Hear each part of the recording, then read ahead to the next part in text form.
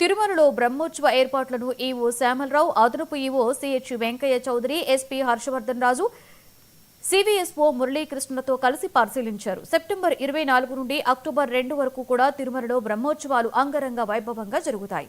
ఆలయ 4 మాడవీధుల్లో చేస్తున్న ఏర్పాట్లను అధికారులు పరిశీలించారు. 24వ తేదీన జరిగే ధ్వజారోహణ కార్యక్రమానికి సీఎం చంద్రబాబు విచ్చేసి శ్రీవారికి పట్టు వస్త్రాలు సమర్పిస్తారని ఈవో తెలిపారు. తిరుమలలో ట్రాఫిక్ సమస్యలు తలెత్తకుండా ముందస్తుగా పార్కింగ్ ఏర్పాట్లు చేస్తామని ఈవో తెలిపారు. శ్రీ నారా చంద్రబాబు నాయుడు గారు రాష్ట్ర ప్రభుత్వం తరపున పట్టు వస్త్రం స్వామివారికి సమర్పించడం జరుగుతుంది.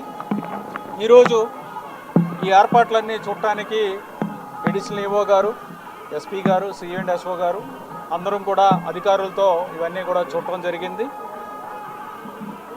ప్రతిరోజు వాహన సేవలకి భక్తులు వస్తారు, స్వామివారి దర్శనానికి భక్తులు వస్తారు. వీరికి ఎటువంటి ఇబ్బంది లేకుండా ఏ విధమైన ఏర్పాట్లు చేయాలి, సెక్యూరిటీ పరంగా ఏ విధమైన ఏర్పాట్లు చేయాలి అవన్నీ కూడా చర్చించడం జరిగింది.